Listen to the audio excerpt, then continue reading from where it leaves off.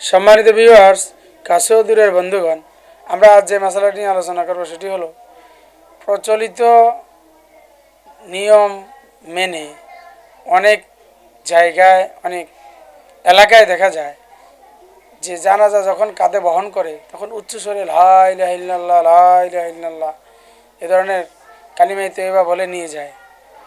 শরীয়তে কি বলে? ইসলাম কি তা সমর্থন করে?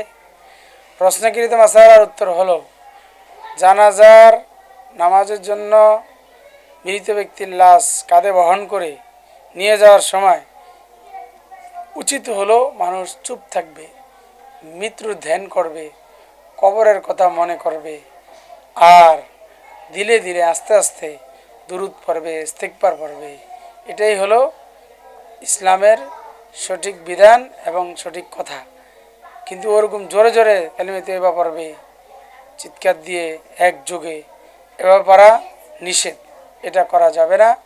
বরং কবরের কথা চিন্তা করবে এবং মরার চিন্তা ফিকিরে থাকবে যে আমি মারা গেলে আমার অবস্থা কি হবে, কবর আজাব কি হবে, জান্নাতে আমার স্থান না জাহান্নামে, এটা নিয়ে ফিকির করবে। আর ধীরে ধীরে ইস্তিগফার করতে থাকবে, হ্যাঁ, যে আল্লাহ আমার গুনাহগুলো অন্যায়গুলো মাফ করে দেন।